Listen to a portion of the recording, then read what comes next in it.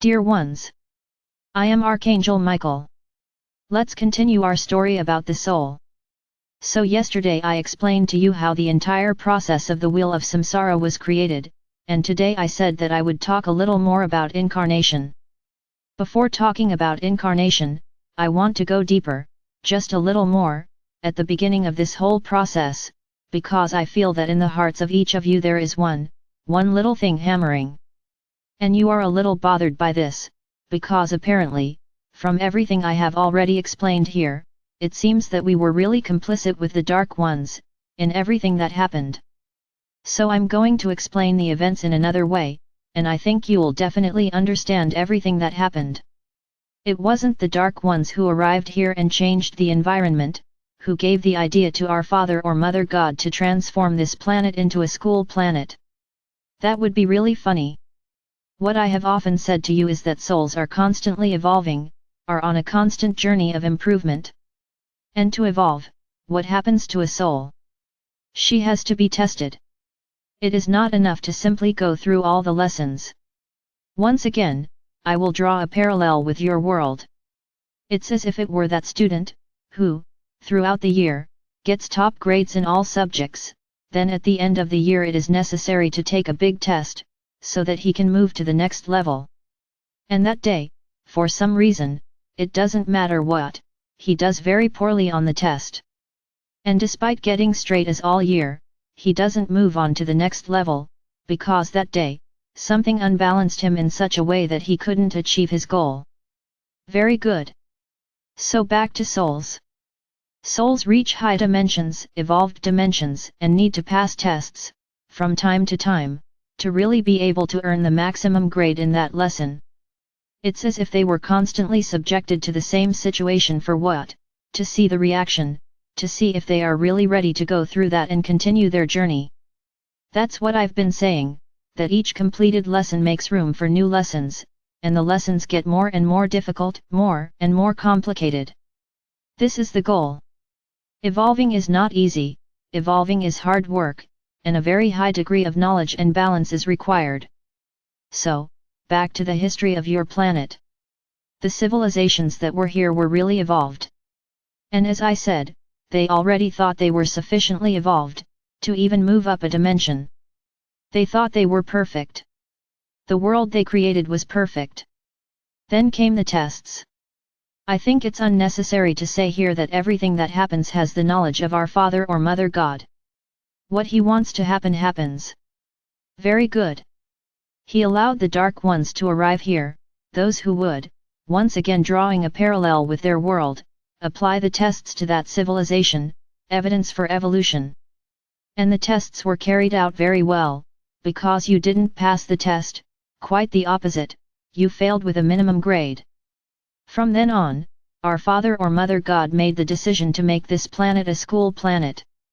And the whole process unfolded, because that would have been a great landmark in the descent of a civilization, which was said to be very evolved, and let himself be enveloped by completely unexpected feelings.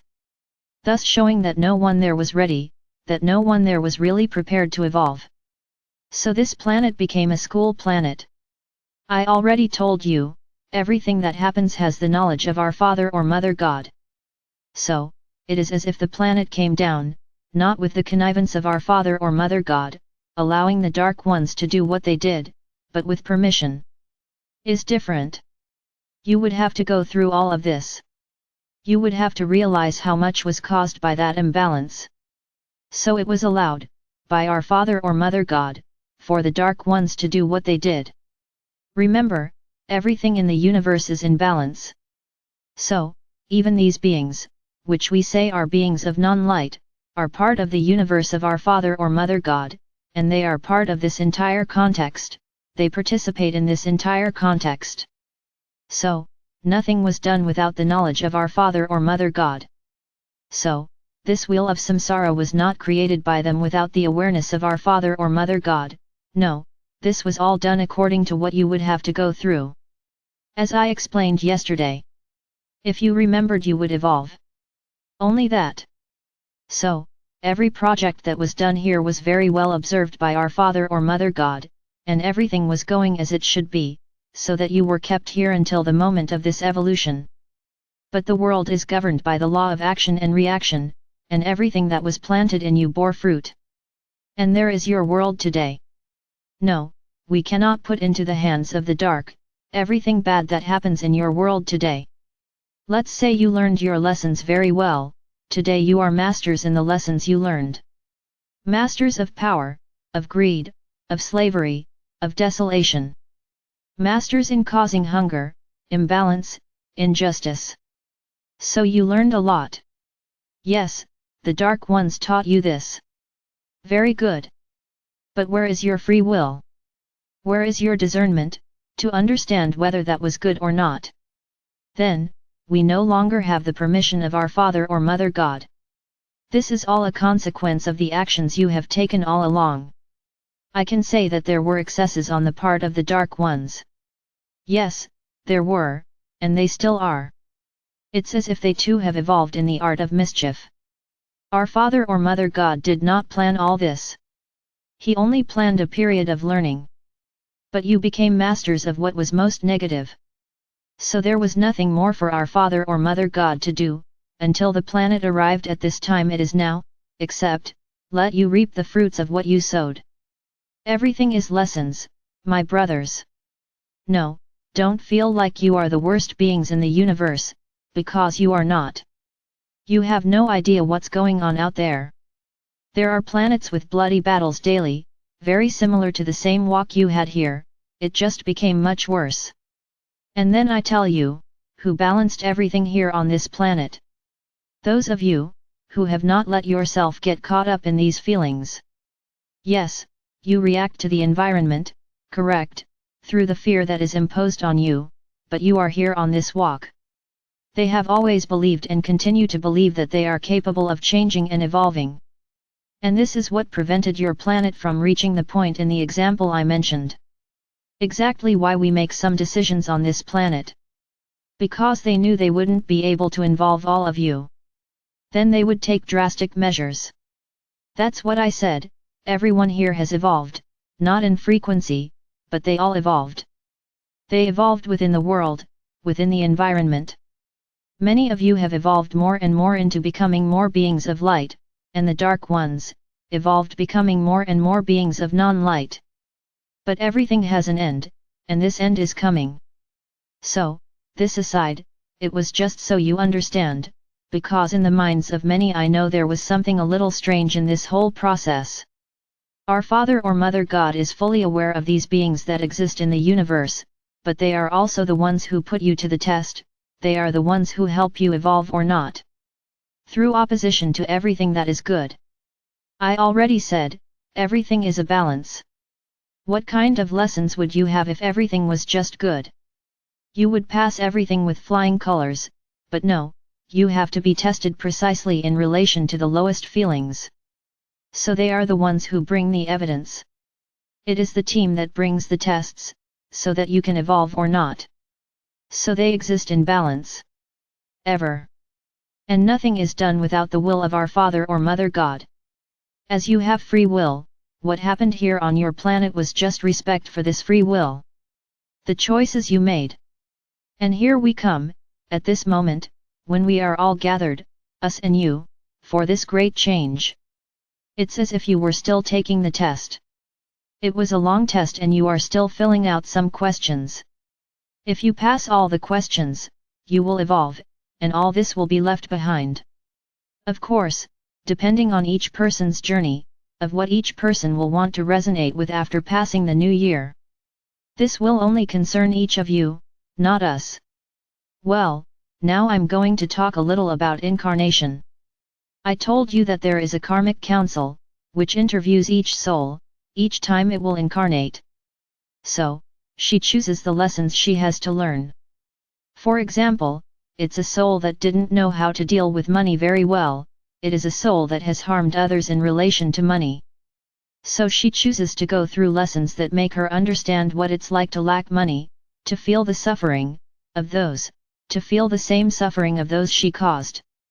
So if this is a very deep feeling, she chooses to come extremely poor, be in great need, starve.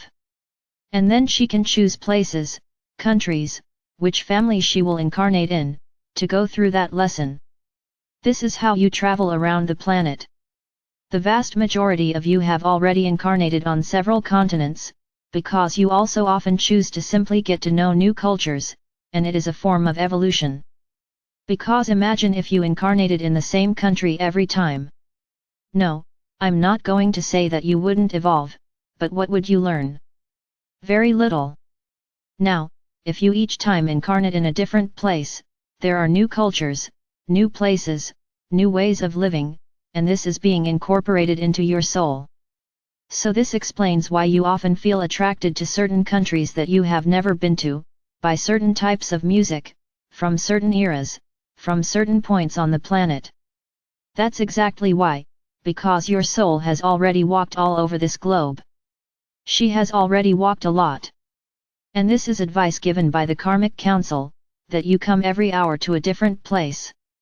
I have already explained it to you here and I will explain it again. You have two lineages, a lineage from your soul, which is where the astro was created. So if the soul began its journey here on planet Earth, it is a soul of Earthling lineage. If she started the journey on the planet Venus, she is a Venusian soul. Very good. Now there is all the genetic load that you carry. I already talked about this here a while ago, but I'll talk quickly again. It's as if each of you were carrying little packages.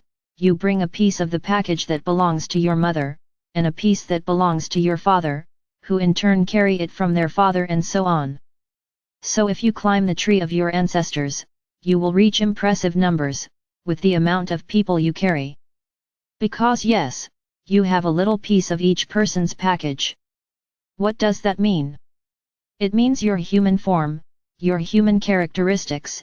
It means some types of behavior that you inherit from your ancestors. And in this you can inherit, good things or bad things. So in truth, the composition of your human clothing, with your soul, brings an extremely complex being, and that the soul often carries things that are not of its choosing, they are things of the ancestors. And you go through certain situations that you didn't ask to go through. You can practically eliminate these situations through some therapies, in which you lose connection with these situations of your ancestors. Because they are not things that your soul chose. It's as if she received it as a gift, but she doesn't want these things, then you can eliminate. And this is how you incarnate. A lot has been said about the reincarnation of beings from the same family over time and time, so that they can solve unresolved problems. I already told you, karma is not like this, karma is lessons. So if you were an extremely irritable person, who never managed to get along with anyone, then will you come back in another incarnation with those same people, to go through the same problem? Will it all happen again? What will change? No, but yes, in this new incarnation I come as a calm person to live with a stressed person. Very good. But does it have to be in the same family you had? Realize the following. If you were reincarnating the same family all the time, your genetic trees would be small, because you would always be returning in the same circle. It is not how it works. Really, when you are an extremely stressed person, and you make people around you suffer, due to your problem, let's say, that your soul chooses in the next incarnation, to come as an extremely calm person living with a stressed person, so that he or she can learn that lesson. But this was the soul's choice, but not necessarily in the same family. You will incarnate in a family in which you have an extremely angry component. It doesn't matter what family it is. A family. So my brothers, you have family all over the world. And I can even say that you are all related to each other, because over thousands of years, you were born here and there, changing genetic trees, but certainly at some point, your previous tree crosses with the one you have now. So deep down, you are all related. They may be relatives from very distant incarnations, but they are relatives, genetically speaking. A long time ago, when this planet was truly populated, several races arrived here. And the races were pure in the sense that they had their characteristics, human depending on their race. But as time passed, what happened? You were mixing, you were creating new human outfits. Your soul lineage does not change, but your genetic tree has people of all races. So I can say that you all have DNA from many star races, of many. That you all carry little packages of various star races. So I ask you, what sense does discrimination make, than the other person being different from you? You may have the same gene tree as him, just one with more intensity in some breeds, and another with less. But today, those so-called pure races that had not yet mixed here on the planet are very rare, except for peoples that have remained isolated from everything else. But this is very rare today. You've already totally blended in. So when we say that we are all one, it's not for nothing, because this is a large network and everyone is interconnected, and somehow, everyone is related. So my brothers, this is how incarnations happen.